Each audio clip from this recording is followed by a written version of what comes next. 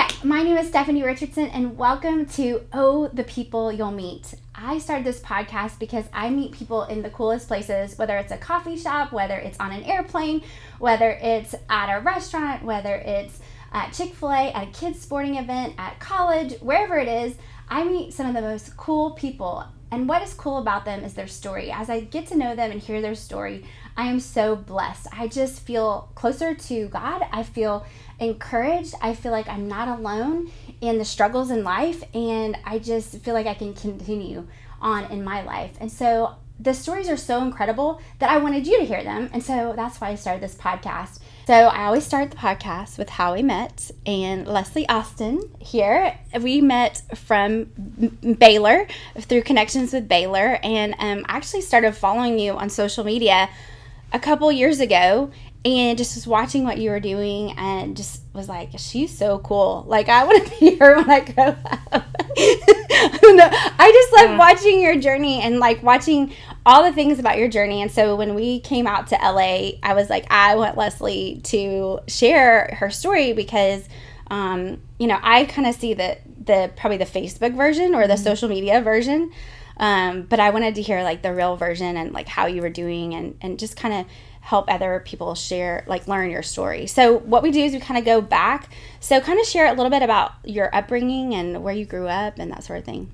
I was born in Dallas, Texas, and then just lived there about a year, and then we moved to Atlanta, Georgia, and I lived in a couple parts of Atlanta for about 12 years, and then my parents got divorced when I was 8, so then we moved to another part of Atlanta, and then when I was in 6th grade, in the middle of 6th grade, my mom got remarried in there somewhere, and then we moved to Chicago. My stepdad's job moved us in the middle of 6th grade, so that was kind of a brutal really time. Traumatic. I did that to my son. Talk about girls, like... Oh, middle school's the worst, just in general, and then for you to be the new girl had to have been so bad. In the middle of 6th grade. And I used to talk like this from Georgia, and they all made fun of me. So, yeah, they were awful.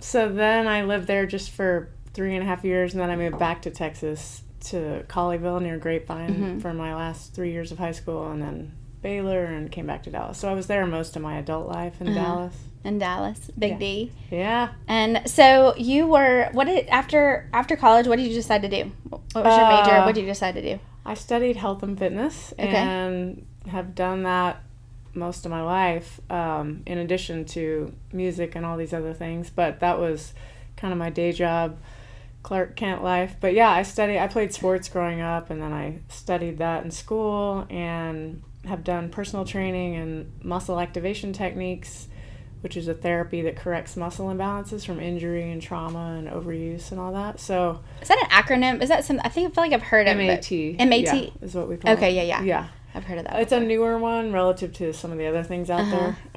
But I had an incredible clientele when I was living in Dallas all those years, and worked with a lot of, Dallas Cowboys, a lot of different professional athletes and high-profile people, and then left it all 2 years ago to come out here. But I was doing music out there also, but I was doing the health and fitness stuff a lot alongside of it. So what made you, so you're doing the health and fitness stuff, but the music thing was kind of like on the side, I'm guessing, and so... Yeah, I mean, music these days doesn't really pay you anymore because of all the streaming services and all that until you're top level or, touring on big scales or if you get your song in a movie or a film or something. Other than that, it's tough to make money in music unless you do a lot of cover band gigs, like wedding gigs and private, where you're singing everybody else's music, which I did for many years in Dallas also. So yeah, I was always doing music, but had to do other things to supplement that. Yeah, so I didn't really start doing... I sang everybody else's music for so many years, and then I was like, why am I not singing my own music? I'm spending all these years singing everyone else's, and so I didn't start releasing my original music or playing out my original music until probably 2012. And then I just decided to switch, the focus, and really, it just hit me that I'm like, why, I would watch these silly singing shows and I would just weep. And I'm like, I feel like I'm created to do this, but I don't know how to like get there, you know? Yeah. Not necessarily on that show, but just so it was just never going away, you know? I mean, I was doing it, but never all in. And there was always, you know, different reasons that I wasn't all in. There, you know, whether it's personal stuff in your life, I used to be married, or, you know, other stuff you're doing to try to survive financially, or, you know, I mean, you have to have a lot of, you know, to really go all in with, especially an industry like that, when it's just so oversaturated and you don't make money doing it, and it's just, the risk is really high. So, but I finally, you know, like I said, it just wasn't, for years, and growing up in the church and singing on worship teams and ministry most of my life, they almost imply that it's like not okay to do secular music, or it's a selfish ambition to want to be a singer outside of the church, or be a performer or anything. They basically, not everybody, but it's you know, I mean, the Bible's all about dying to yourself and humbling yourself and all this stuff. So it's that's another reason I didn't pursue it for a long time, my own music. Because you felt like that was not like spiritually what you were supposed to do. Yeah, but the weird thing is like made to feel like it was a selfish, you know, like. But Christian like music really hasn't been I mean, like it probably got popular about when we like probably when I was maybe in high school. Like that wasn't even really a thing before, I don't think. But then it just became like, oh, if you're a Christian, you only can do Christian music, and otherwise then you're obviously not a Christian. And which is a joke, right? And I mean, God needs some of us outside of the church, you know. Like if everybody stays in the church and stays in the Christian world, then like like Jesus didn't do that, right? Like he was out there with the worst of the worst, you know.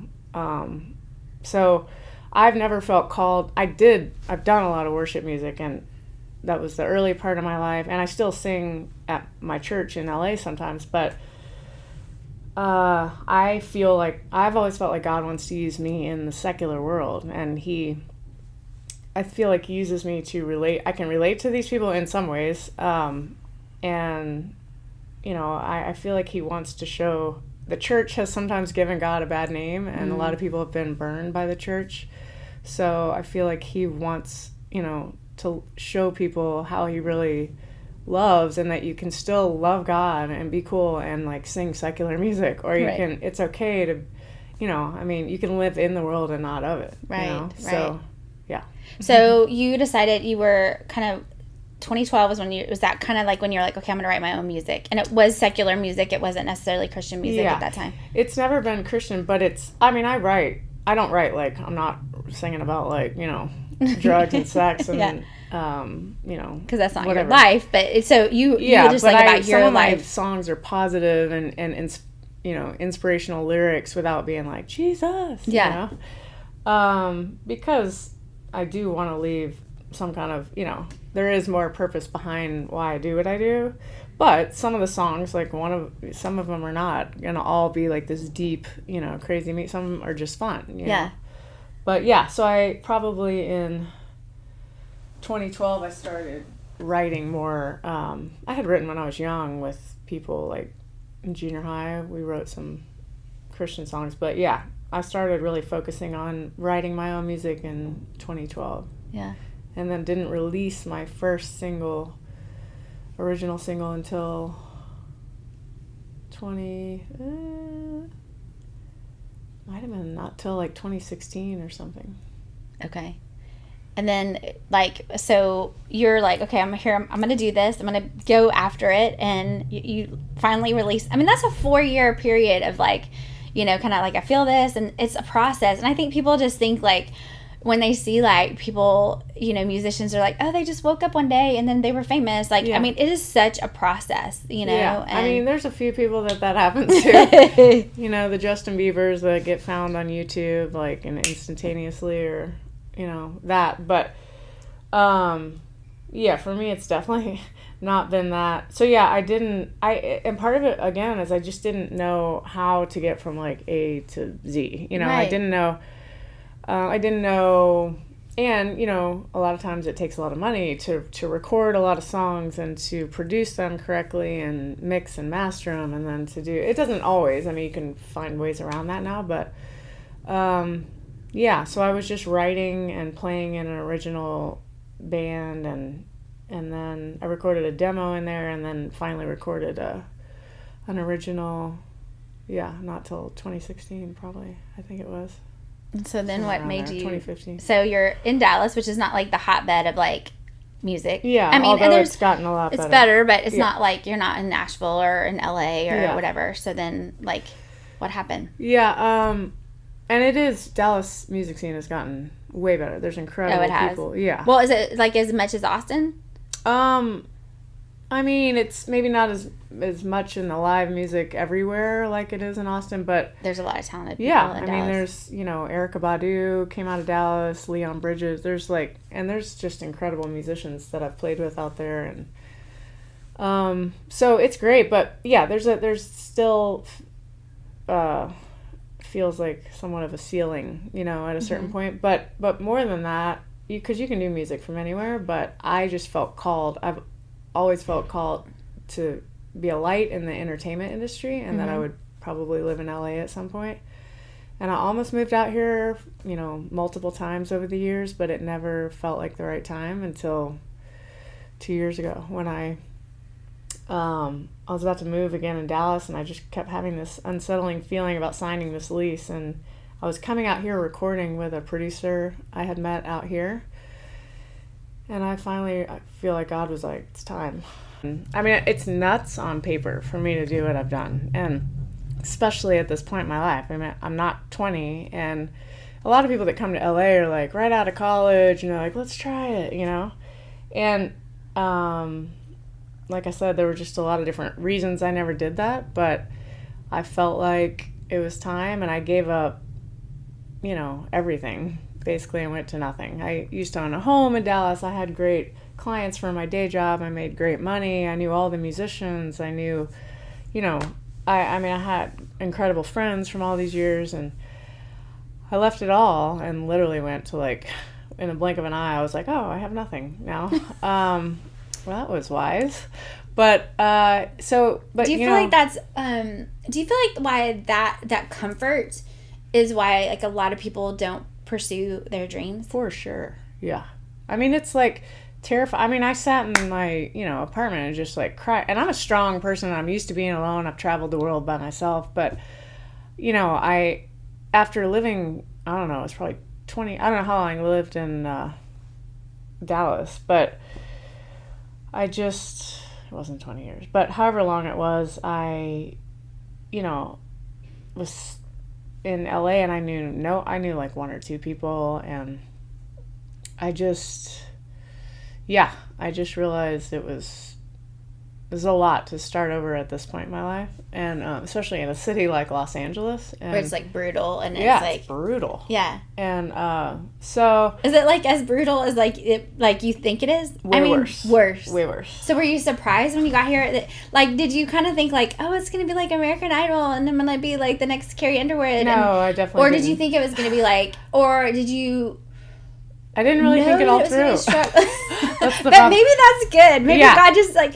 I think sometimes though, when you're obedient, and I've talked about this before, like that doesn't mean it's going to be easy. Like, you know, and so usually it's the opposite. It's not. It is, and I think people think, oh, well, maybe God doesn't want me to do this because it's not easy. Yeah. You know, and I like God never promises you obedience is going to be easy. Right. He just promises you He's going to be with you. Yeah, He never said like that means stay comfortable all the time, make a great living, don't do anything crazy. You know, I mean that's not what it means. I mean sometimes that's what it means, but I think, you know, a lot of times He shines in the really extreme, crazy, you know.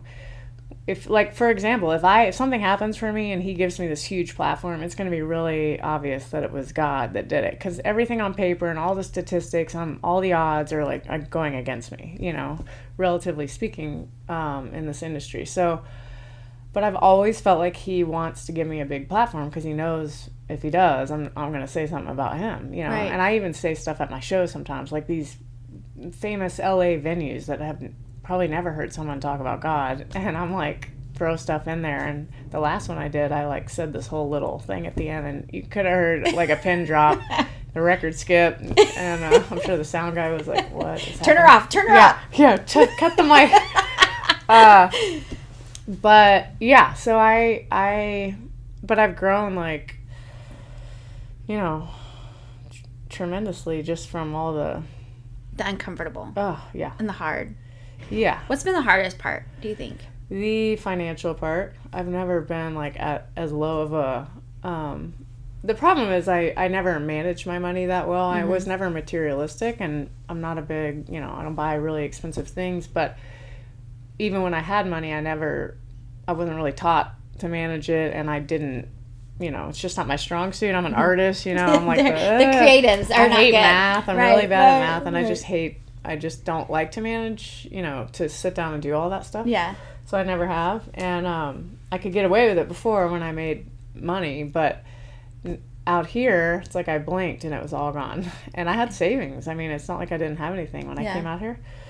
But yeah, that's been the hard. Like, and I'm not just talking like. I mean, there was a point where I was, you know, searching through my wallet to find like, see if I had old gift certificates from years ago to like eat a meal. To like, I was like, I don't know how I'm gonna eat for the next, you know, week till I get paid.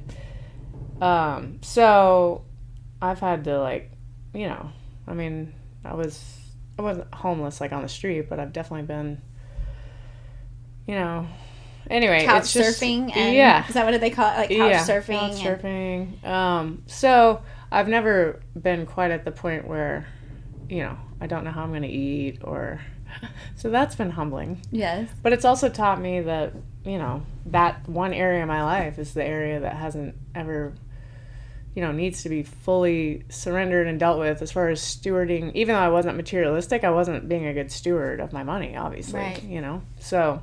Well, sometimes when it's like not our gift, we're like, well, that's just not our gift, so we don't need to do that. But it's I think the word that Lord's been bringing to me is like discipline. Mm-hmm. Like when I look at people, like they have a discipline, like people that are successful, whether in whatever, they have a discipline. So like even like someone who's like a musician has a discipline of practicing every day. Mm-hmm. Or there is a piece about them that has a discipline. Yeah. And they may not be a disciplined person, but there's an aspect of them that there's no way you can be successful without some form of discipline in your life. Yeah. And that is not my strong suit, discipline. So I'm like, okay, Lord, I know I need to have some discipline in my life because it's just not natural. And probably for a creative, it's not natural. Yeah. Now, but if you love music, then that probably doesn't feel as hard, you know, to do that every day because you love it, right? Yeah. It's not hard for me to talk every day because I love doing it. But there's some disciplines I need to do in order to get better at the other areas of my life, you know? Yeah. So I think either way, like he needed to be preparing me these 2 years and teaching me what he's teaching me about money and all those things before I could ever possibly be given anything or be given a big platform or if something did happen where I got, you know, I need to be a much better steward of the money I do have, you know? Because if you can't deal with the little, how's he going to give you much?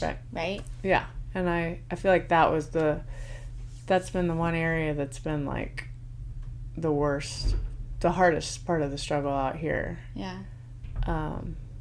Which makes it hard because it makes it hard to focus on why you came out there. If you're like, how am I going to eat? It's hard to like spend all your hours focusing on music and all these other things because you just have to get as many jobs as you have to or do whatever you have to do to survive. You know? So do you really have to have like a ton of jobs out here? I mean, you probably have to have like 8 jobs to like pay for it. I've had a lot. Because the other problem out here is that they're inconsistent, you know, like a lot of entertainment world jobs. Like I do some modeling and commercial acting, but that's like you can go to auditions all the time, but unless you're booking things all the time, you're not making money. And I've done production assistant work. I've done I was a server for this catering company that did private movie screenings, and I'm like, you know, Christian Bale and Matt Damon walk in, and I'm like, I'm like serving appetizers, and I'm like, what is my life come to? I'm like, there. Yeah, but interestingly, on that note, that one job where I was like the most humbled, because I've never been a server, and I was like, cleaning up people's trash and like, serving them food. And all throughout the Bible, he talks about, humbling yourself, and the least of these will be the greatest, and humble yourself and I will lift you up. And the one job where I was like, literally like, serving people, and is where he has opened up the doors for me. Like I've met a executive of a record label that's now, consulting with me, and another guy that's a film composer that's, we might do a song together. It's just, I mean, hustling and grinding for almost 2 years before I started doing that. And then that one job, when I finally, got up and got another job because of the financial thing, and B, it's like just humbling myself and like whatever I have to do. And interestingly, that's where God started opening doors. So, yeah. Isn't that crazy? Yeah, but out here, you have to be willing to do whatever. Yeah. So it's a lot different. Do you, is it different than being in the South? Oh gosh, yes. I miss terribly. The people are not kind and friendly out here. There's some, but like as a general rule, people in California, like everybody in LA especially is like, they're out here for a reason. Unless they were born here, they're all out here for a reason. And they're on the grind, the hustle. And if you're like, don't fit into that thing, I mean, people don't smile and say hi, and like certainly don't hold doors, and like generally once in a while you'll meet someone that does, but they're usually from the South. It's so funny in the South, because like I lived not in the South for a while, and then I came back and someone's like, hi, like, and I was like, what?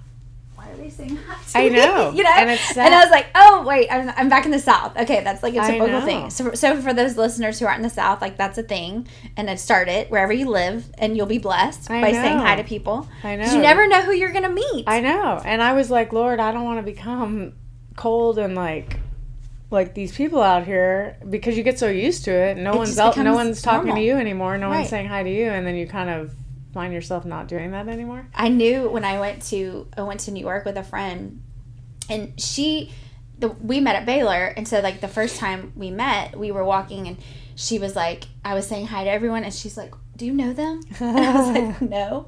And so then turn around like years later, and we're in New York, and she's saying hi to everyone, and I'm like, do you know them? And I was like, oh, I've lost it, because I was living in a state that wasn't as common, and so I had become like that, right? Because I was like, I don't want people to think I'm so extra, which I am extra. Like, I mean, let's just like be real, like So, but that just is So just not lose yourself in the culture, Yeah. And that's probably, I mean, how many times in the Bible I see you talk about like not conforming, and even that is like a conforming a little bit, Yeah.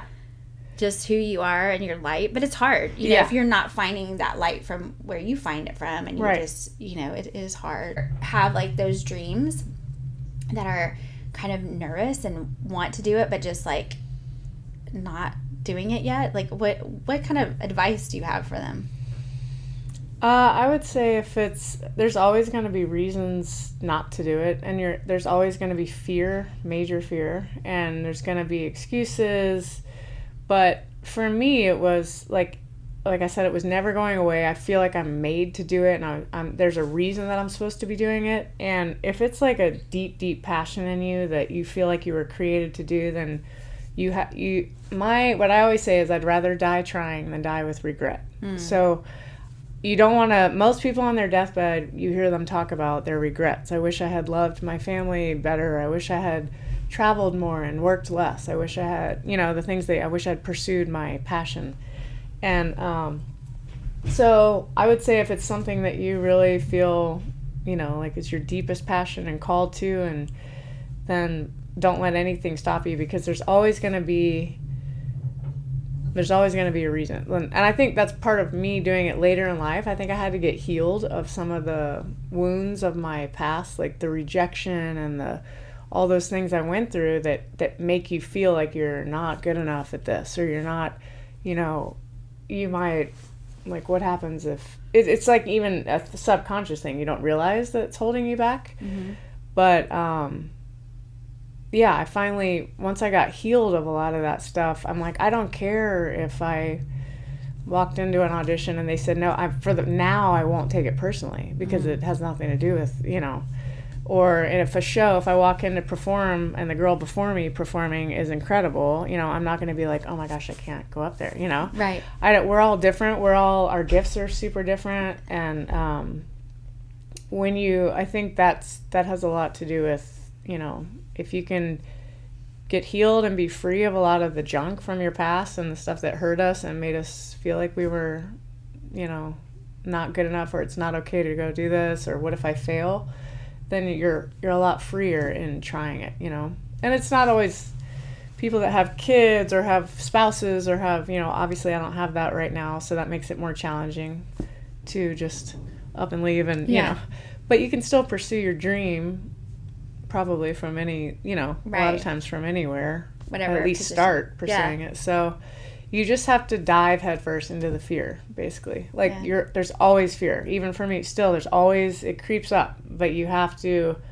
So what do you do to get rid of that fear? Like when it comes up, when it creeps up, like what do you do? Well, first I pray. Yeah. I always pray. You recognize and even it now? Speaking, do you recognize it now? Oh, yeah. So were you did you have to go through therapy? Did you have to is that how you kind of got rid of that fear? Some of it. I haven't gotten rid of the fear still creeps up sometimes before, for certain things. And, but I've realized that, knowing that Christ that lives in me is the power the fear doesn't have power. We're just giving it.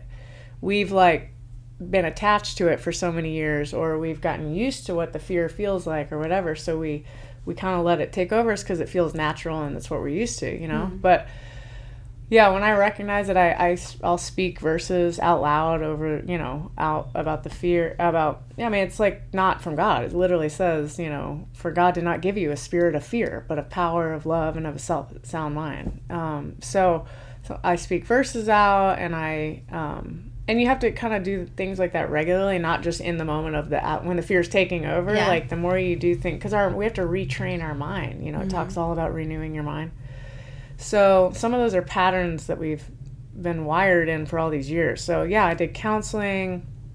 Right now I haven't been able to afford counseling out here. So I've been, I listen to, sermons and pray and do all that. But it's also just the step, literally stepping into it. Because every time there's a million times I have felt the feeling I've gotten from stepping into the fear, even if it's doesn't end up well, is so empowering. And it's conquers the fear more and more every time you step off that ledge, Just that step. Yeah, just pushing into the fear. I'm terrified to step on the stage right now, but I'm doing it. And then after you do it, you're so each time you jump off that cliff, it gets easier. But you just have to be okay with, things aren't going to always be, it might not be perfect, but I'm going to jump off anyway. I might fall off pitch and I'm going to jump off, or I might get told no, or I might, fail or whatever. And you just have to be okay with that. Because you might, a miracle might happen. Right. You might totally succeed, and it may be the best, cliff dive you've ever done. I think about all the people that, even though it has been hard for you the last couple years, I think about all the people that it may not be a stage, but it could be just those people that every day that you're that you're walking with, that you meet, that you're being a light to them, and your story and your bravery and you conquering fear and them watching that, it could be more important than anything a stage could give you. Yeah. And I've had to learn that, I know that most 99, if not 100% of my life has not looked anything like I expected or maybe wanted. But so I've realized that I really am trying to appreciate the journey and realize that even if it's one person, that the guy that came up to me after I preached my mini sermon at the last show, the guy that came up to me afterwards and was like, thank you for saying what you said. It means so much, and people don't say that around here. Or the girl messaged me on Facebook after that and was there to see someone else's show, but she caught the end of mine. And so even if it's one person that, if their life has changed or encouraged, or they're given hope or inspiration to step into the fear or know God or whatever it is, it needs to be enough, Yeah. Yeah.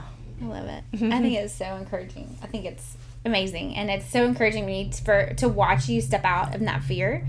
I know it's not either easy, and I know like it's hard, Yeah. And I think anticipating it's gonna be hard, and knowing that it's not gonna look like you think it's gonna look like, Yeah. And just knowing there's gonna be, I mean, in a town like this, I remember when I first was out here, there's everyone around me was like these 20-year-old models and talking about their auditions and their acting and just gorgeous, perfectly put together. Since we've been stunning. here, I'm like, how do you get that small? Like, yeah. I mean, I don't even understand. Like, it's like your bone structure is not supposed to be that small. Her body is as big as my leg. Like, I don't even understand. And it's just everywhere. I know. So you have, again, that's like the stuff they you don't have have chicken fried steak here. Maybe that's what it is. Maybe they don't. I was getting Mexican food. I don't know. No, they do have chicken and waffles. I had some. Oh, they did.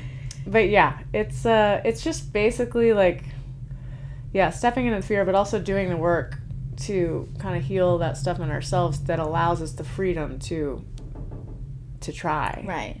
Whether it's try anything, it doesn't have to be this huge, platform like you said of music or whatever. I'm such a huge fan of like counseling, and I've been going to counseling for a while, and I'm such a huge fan of it because I feel like, and there's things I'm like, okay, I need to work on. Like it points you in like, hey, these are some things that are obstacles from God using me the way that He needs to use me. Yeah.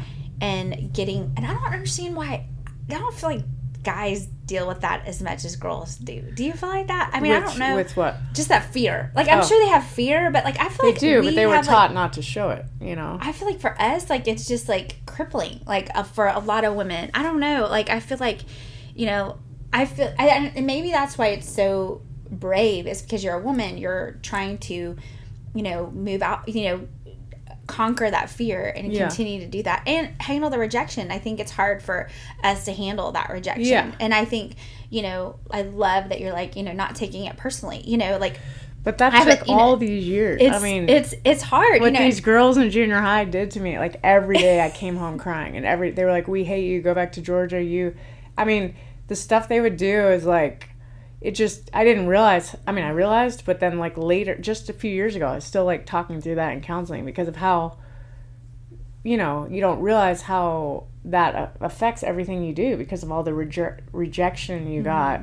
I mean, day after day after day for like a couple of years, from girls. So, but when I can't do the counseling, if I can't afford it, I'm pretty self-aware. So I realize when something's, not right or something's holding me back that shouldn't be. And I either, I write about it and I ask God, because ultimately He's the counselor that can heal me. So I just ask Him to be my counselor and to try to help me work through that stuff with just He and I, Yeah. But yeah, it's great when you can also get a third physical person. Yeah. Well, and it's hard. You have to find someone that like is. For me, I had to find someone that was biblically based, and she points me back to Jesus all the time. And sometimes I get mad at her. Mm-hmm. I'm like, you're right. Oh, but it's good. Like, I mean, because I know what that what she's saying is truth, right? Because she'll put me back to scripture and stuff, and I'm like, Yeah, and it's good to find that and someone that can also be like, keep it real and be practical. Because sometimes if they're just like, read your Bible, it'll get better. And I'm like, no, that's not. You don't understand. I am reading my Bible. This has sucked for like years. I'm like reading my Bible and my life. Help me also how to cope. I think that's so good. I just pray that your story like inspires people like it has me. I mean, I've loved watching your journey, and like I said, I've watched it high level from Facebook or Instagram or whatever. So you see the highlight reel, but I am grateful that you also show the hard, and that because it's not easy. And I think we see that like, oh, everyone thinks it's so, life's so easy and whatever. And they're not like, I think you appreciate, especially believers are like, hey, this is hard. Yeah. This is how I'm in the hard and it sucks. Yeah. But I know that God hasn't left me. Yeah. I know that He loves me, and it's hard, but it's still hard. Yeah. And I try to show some of that. I don't show all of it, obviously, on social. I am crying again on my floor, everyone. And it's people fine. don't like. It's fine. They think it's so glamorous to be doing music in Hollywood, but like I desperately want to be married again and find the love of my life, and I want kids. I've always wanted that. So there's like a million other things that I don't always talk about on there, or you know, that, see, I didn't it's a great cry. That we like, all cry with you, it's fine. That are, you know, affect your story and where you're at and why everything's been hard. It's not just like, oh, I haven't, you know, I have to remind myself that, you know, God's not here to be our like genie and just give us. And even what I had to work through, particularly like after my divorce, you know, I knew God since I was 10, and I like was radical for God. And so you get in that mentality, the church, you know, kind of in some of these verses in the Bible get a little twisted. Like, if you honor God, you know, he'll bless you and he'll reward you and all these things, which doesn't mean he's going to give you the desires of your heart. What that verse really means is that he basically plants his desires as your desires. Right. And so, you know, trying to being like radical for God my whole life, and then I was like, this is what I like. Not one thing I've desired has ever really. So I had to work through a lot of disappointment with God in my life and anger.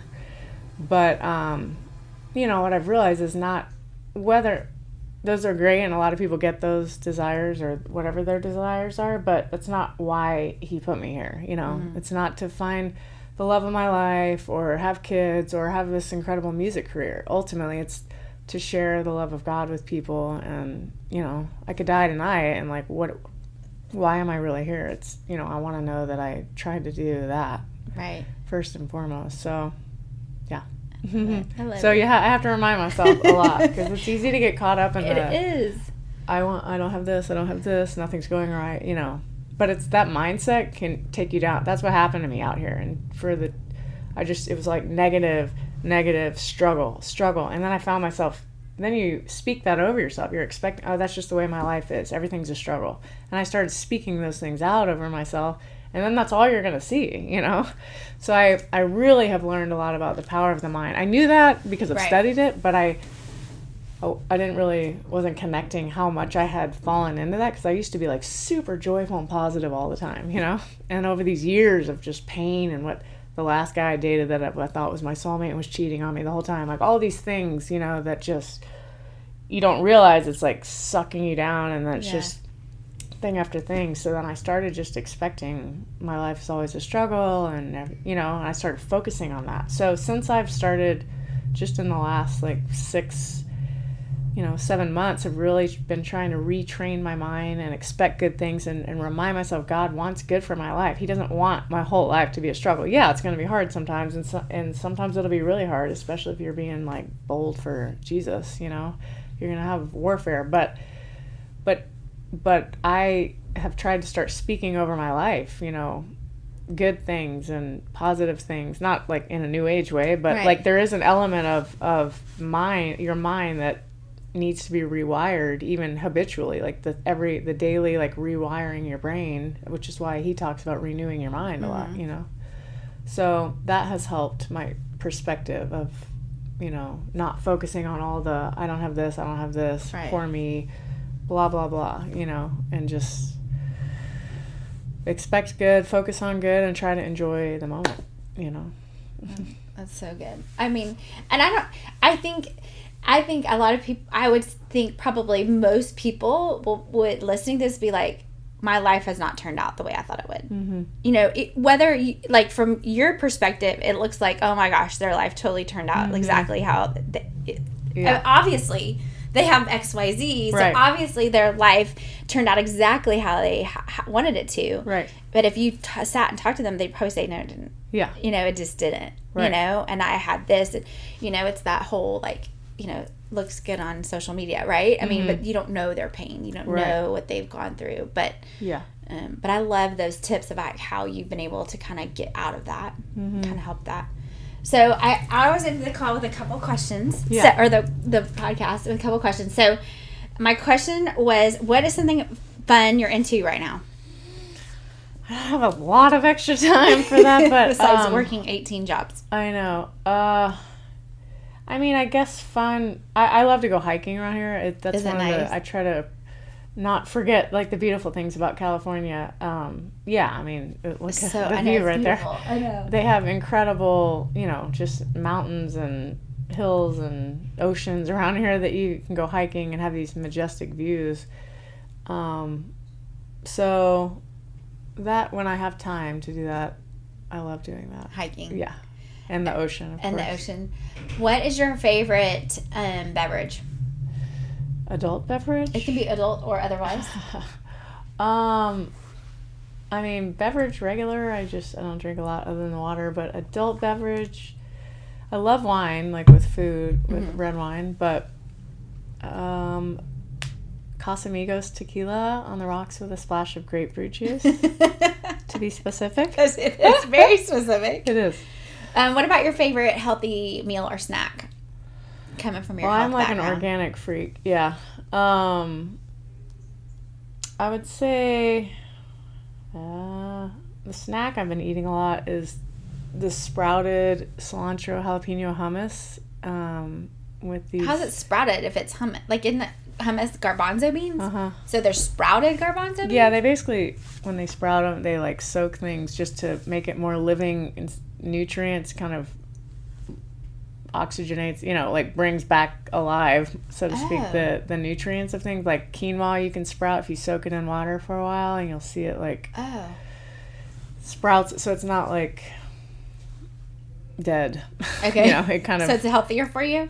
It makes it more absorbable, I think, the nutrients. Okay. Yeah. So sprouted. It's sprouted. Hummus. It's called Majestic, I think is the brand. Majestic. Yeah. Cilantro jalapeno, because I like spicy things. Hummus with these gluten-free almond flour crackers. I forgot the brand. Do you eat gluten-free? Most of the time, yeah. Yeah. But not vegan. Yes, Are you vegan too? No. Sometimes. Which I know every vegan out there is like, then you're not vegan. You're not vegan. I eat vegan probably like 80%, 75-80% of the time. You do? And then occasionally I'll eat, meat only if it's organic, grass-fed, or like wild fish, or, whatever. But I eat vegan a lot. You do? Yeah, but I'm not like, like one of the hardcore extremists. Yeah. What is your favorite workout right now? Hiking or like yeah, I would say hike. Just I lift weights a lot still, just because I always have, and I know all the benefits of it. Yeah. But I get bored with like just getting on a cardio machine, so yeah, I would say I jump rope sometime, but I love to be outside. Mm-hmm. Well, I mean, you live in LA. I know, and so it's healing. Is it me. like always like this? Like the weather's like always like this? It's a lot of the time, which is I know that's what I try to focus on. That is insane. I know. I mean, occasionally it changes, but yeah, it's pretty nice a lot of the time. Yeah. Well, when you're down, and you can text me, and I'll text you, go outside because it's beautiful outside. Yeah. I mean, you got that going for you. Oh, yeah. For sure. It's so beautiful out here. Yeah, it's a beautiful. But we miss you in Texas. And our queso thanks. misses you in Texas. Oh, girl. And I find a way. Yeah, to come on back, and we'll feed you some queso. They do make a really good vegan queso at the store at Whole Foods. It's made with so there's a restaurant now in Dallas called HG Supply Company. Have you been there? Girl. That's been like one of my favorite restaurants in Dallas. I live out like in the suburbs, and so they just put one out in the burbs. One in Heath? In South Lake. Oh, South Lake. Yeah, I know the owner, Elias Pope. Oh, you do? He's amazing, and the restaurants are all amazing. They have a new queso. It's like they have a vegan queso, but it's potato and cashews are in it or something. I didn't know the potato was in it, but which that doesn't really help me out if it has potato in it. Yeah, if you're trying to get leaner. Yeah, but with the chips. Yeah, they've always had vegan queso. I get might be the same one that you're talking about at it's HG. Good. Yeah. So how do they? You said you can buy some vegan queso? Yeah, Whole Foods. I can't remember if it's Siete. Does it taste good? The brand is that the brand? I think because Siete makes these grain-free chips also. Oh, I love those. Yeah. My son, I just bought those for my son, and he goes, "Mom, are those healthy for you?" And I go, "Well, they're grain-free." And he goes, "Oh, because I just ate the whole bag." I was like, I know, I did too. I know, it's hard I may not bring those back in the house because I ate like the whole thing. I know, thing. it kind of defeats the purpose. Yes, I was like, well, they're healthy for you except for when you and I just like eat the whole bag. Yeah. It just defeats the purpose of them being grain-free. Yeah. They're not calorie-free. Right. Or carb-free, Right. But they're so good. Okay, so they make a vegan queso? I think it's that brand that, they make a vegan queso in a glass jar. It's really good. I'm for sure going to try that. Okay. Thank you for sharing your story. Yeah, thank you. And we're going to be praying for you, through this. And so I can't wait to see you on the big stage. Thank you. And if not, then I get to see you in heaven and see stage. all the good things. Yeah. Yeah, and good luck with your podcast. Thank you. I think you're great. It is great you're using your gifts because you're great at this. Well, thank you. Yeah. Thank you. It's fun. I get to talk to people. I know. For fun. That's awesome. Thanks.